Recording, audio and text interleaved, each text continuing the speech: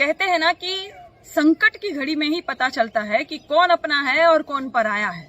कहते हैं ना कि जब मुसीबत आती है तब पता चलता है कि कौन अपना है और कौन पराया है। आज जिस तरह के हालात हैं, आप देख ही रहे हो कि हिंदू की चिताओं को मुखाग्नि भी मुसलमान भाई दे रहा है। हिंदू की चिताओं को मुखाग्नि भी मुसलमान भाई दे रहा है। ये हमारे भारत की एकता है। ये हमारे भारत की एकता है जिसको हमेशा 7 साल से तोड़ने की कोशिश की गई। अब आपको समझ में आया ना कि संकट की घड़ी में कौन काम आता है। देखिए, ये भारत की खूबसूरती है। यही भारत की खूबसूरती है। इसको तोड़िए मत। इसको जितना आप तोड़ने की कोशिश करेंगे उतने ही भारत के भी टुकड़े होते जाएंगे, क्योंकि ये भारत जो है वो सिर्फ और सिर्फ हिंदुओं का नहीं है। यहाँ सारे सर्व समाज के लोगों का स्वागत है और यहाँ एकता और अखंडता है। सभी आपस में एकता और अखंडता के साथ यहाँ रहते हैं ना, और एक दूसरे को काम आते हैं। मुसीबतों में एक दूसरे का जो साथ देते हैं, कंधे से कंधा मिलाकर जो साथ में खड़े हैं एक दूसरे के, ये भारत की खूबसूरती है। इसको आप तोड़ने की कोशिश मत कीजिए। आप मुझे बताइए कि मुसीबत की इस घड़ी में जो अंध और गंध है वो आपको कहीं दिखे? कोई कार्य करते हुए दिखे? किसी का साथ देते हुए दिखे? सरकार की सच्चाई उजागर करते हुए दिखे? नहीं दिखे ना। ये काम नहीं आएंगे। ये अंध और गंध जो है ना वो बहुत इनकी तादाद बहुत कम हो गई है। तो ये आपको काम करते कहीं दिखे, या और भी जो सरकार के बारे में एकदम से अच्छे से लिखते थे, बड़ाई करते थे, और वो जो कहते थे ना कुछ लोग कि मोदी जो है वो राम है, मोदी राम है, हाँ हमें मंदिर चाहिए, अमित शाह जो है वो कृष्ण है, अमित शाह कृष्ण।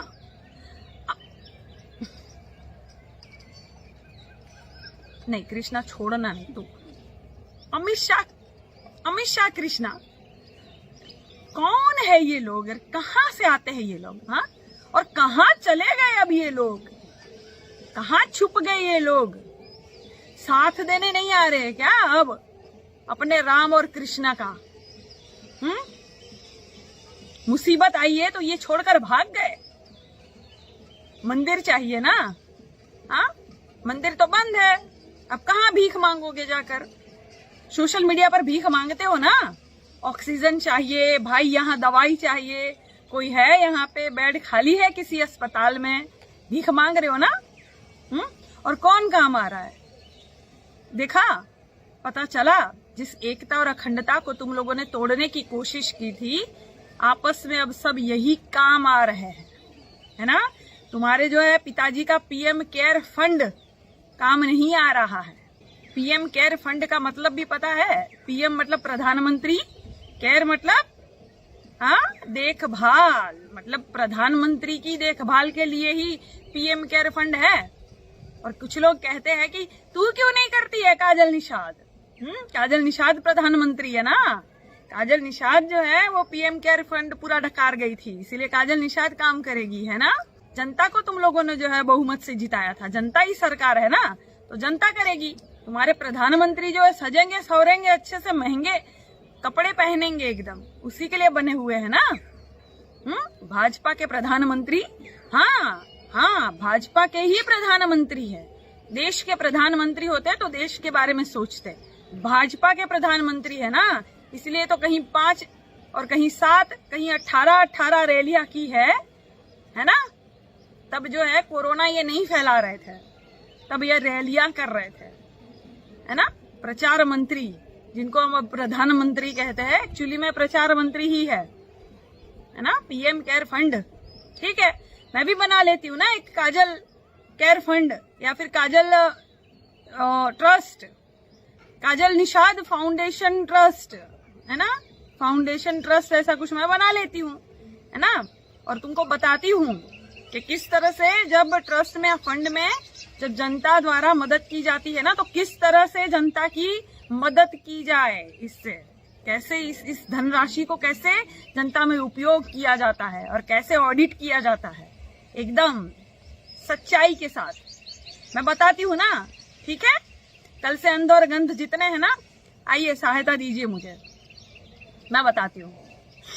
मतलब ये किसी को भी कुछ भी बोलेंगे, तुम क्यों नहीं करते हो, तुम ऑक्सीजन प्लांट क्यों नहीं लगाते हो, तुम क्यों नहीं अस्पताल बनाते हो। हाँ, हम ही लोग हैं ना प्रधानमंत्री, पूरी जनता प्रधानमंत्री है, और जो मोदी जी है वो अब जनता है, इसलिए जनता प्रधानमंत्री के लिए अस्पताल बनाएगी, है ना। सरकार किस काम की होती है?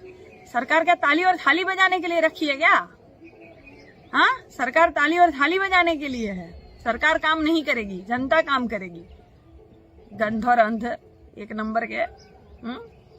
और एक बात मैं बता दूं कि बहुत सारी बहनें अभी भी मुझे, बहुत सारी बच्चियां छोटी और बहनें मुझे अभी भी मैसेज करती रहती हैं कि ये हमें गाली देते हैं, हमें बोलना है लेकिन ये हमें गाली देते हैं, अंधकरण।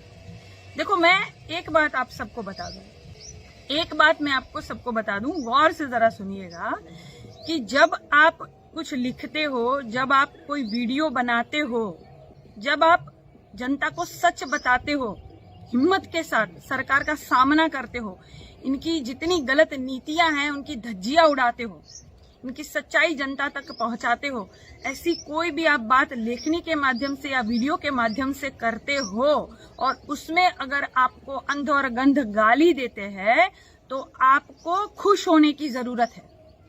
खुश इसलिए होने की जरूरत है कि आपकी सच्चाई सीधे इनके छाती के आर पार गई है, इनको वो चोट लगी है, इनको बिलबिलाहट हो गई, इनको पता चल गया कि अरे जो सामने वाला वीडियो में जो बोल रहा है वो सच, 100% सच बोल रहा है। इनको तीर यहाँ छाती पर जो लगता है ना, तब वो बिलबिलाते हैं और तब वो आपको गालियां लिखते हैं। तो ये खुश होने की जरूरत है, क्योंकि क्या होता है ना कि कुत्ते के बच्चे की आंखें भी जो है ना वो 7 दिन में खुल जाती है, लेकिन कुछ अंध और गंध जो है ना वो 7 साल में भी इनकी आंखें नहीं खुलेगी, तो इनको तीर चुभेंगे। आपकी सच्चाई वाले जितने भी बहन और जितने भी भाई हैं, जो सबकी मदद भी कर रहे हैं और वीडियो के माध्यम से जो लोग आवाज उठा रहे हैं, जो जनता की आवाज उठा रहे हैं, जो सरकार की जो गलत नीतियां हैं उनका विरोध कर रहे हैं, उन सारे बहन भाइयों को मैं धन्यवाद कहती हूँ। लेकिन आप लोग डरिएगा मत, ठीक है? तो है मेरी बहन, तो बिल्कुल डरना नहीं, इसी तरह हिम्मत के साथ भारत का साथ देती रहे, भारत की जनता का साथ देती रहे और हिम्मत के साथ ये तानाशाह जो सरकार है ना, इनका विरोध करती रहे। जब तक ना सुधरे तब तक विरोध करती रहे, जब तक जिंदा है तब तक विरोध करती रहे। जहां कुछ गलत होता है वहां आवाज हमेशा उठाना, चाहे ये सरकार रहे चाहे कोई और सरकार रहे। जहां तुम्हें लगे कि ये गलत हो रहा है वहां आवाज उठाना हमेशा, ठीक है? और ऐसे 2 कौड़ी के जो है ना, इनसे डरना नहीं। मैं सारे अच्छे मित्रगण भी जो है, मैं उनसे, अरे गंद, अरे अच्छे मित्रगण बोल रही हूँ तो बीच में आ रहा है। मैं अच्छे मित्रगण जितने हैं उन सबसे कह रही हूँ कि आप लोग भी डरना नहीं और घबराना नहीं, हिम्मत के साथ इनका सामना करना और खुश होना। ये जितने बिलबिलाएंगे उतना हिम्मत के साथ, और एक दूसरा वीडियो जितना बिलबिलाएंगे हिम्मत के साथ, एक और पोल खोलना सरकार की, ये आपको हिम्मत देते हैं, है ना? इन विचारों का ना है, जिंदा रहना बहुत जरूरी है। ये अंध गंध बहुत ज्यादा अभी जलील होना बाकी है, इनको अच्छे से, अभी अच्छे से जनता इनका स्वागत करेगी, ये दिन देखने बाकी है। गंध और अंध एक नंबर के। तुम लोग किसी काम के नहीं हो, जैसे पता है ना, इतना मैंने पहले भी लिखा कि गंभीर वीडियो भी चलता है ना, जहाँ पे हृदय विदारक घटना चल रही है, वैसा भी वीडियो चलता है ना। हर 2 मिनट के बाद अक्षय कुमार आ जाता है किसी के घर का शौचालय साफ करने के लिए एड में, और तब तक नहीं हटता जब तक शौचालय साफ नहीं कर लेता, तब तक हटता नहीं, वो एड हटती नहीं है ना, पता है ना, स्किप भी नहीं होता है। आपको गुस्सा आता है, क्या कर रही है, ऐड हटेगी, ऐड हटती नहीं है वो। जब तक अक्षय कुमार जो है शौचालय धो नहीं लेगा बेचारा अच्छे से, तब तक वो हटेगा भी नहीं। पैसे कमाने हैं ना ऐड वालों को भी हर जगह, है ना? मीडिया वालों को, चाटुकारों को पैसे कमा लेने हैं। आपदा में अवसर, हर जगह आपदा में अवसर। आपको मैं एक बात बता दूं, मुझे ऐसा लगता है कि प्रधानमंत्री जी जो है मोदी जी, जिन्होंने ये जो लुक बनाया है ना, दाढ़ीयन मूछन वाइट पूरा लुक बनाया है ना, ये लुक आपको मन में बैठ गया है। बैठाना मत इस लुक को मन में, क्योंकि बहुत जल्दी ये लुक चेंज भी हो जाएगा। बहुत जल्दी ये लुक जो है ना वो बदल जाएगा, फिर आप पहचान नहीं पाओगे ये कौन है प्रधानमंत्री है ना। कुछ अलग ही लुक बना के जब स्थिति संभलेगी नहीं इनसे, तो अलग ही लुक बना के जो है दद्दा चल जाएंगे झोला उठाकर, और आप लोग पहचान भी नहीं पाओगे, क्योंकि आपके मन में दाढ़ी वाला लुक बना हुआ है ना। प्रधानमंत्री मतलब वही सफेद दाढ़ी वाला है ना।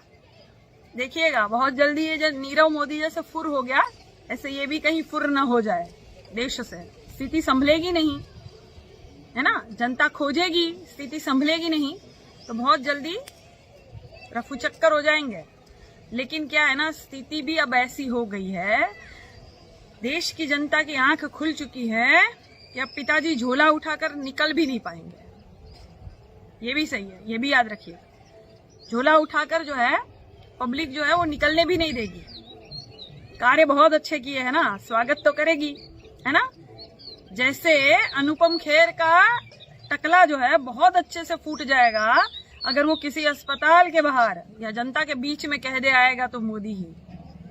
घाव पर नमक छिड़क रहा है ना।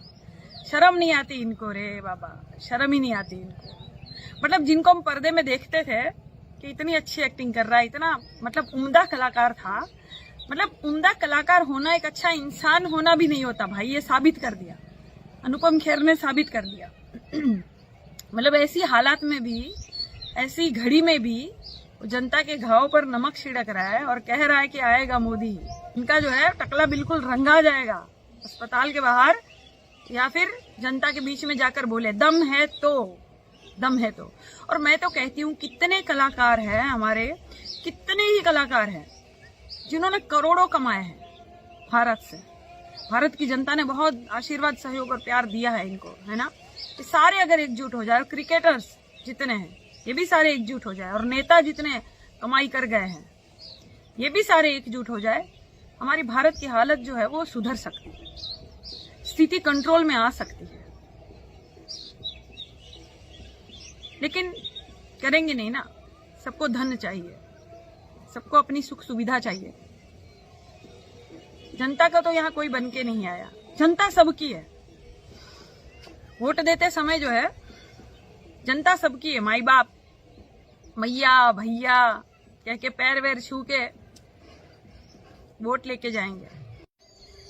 देखिए जो स्थिति है, जो हालात है और उसका कौन जिम्मेदार है वो हमेशा याद रखिएगा।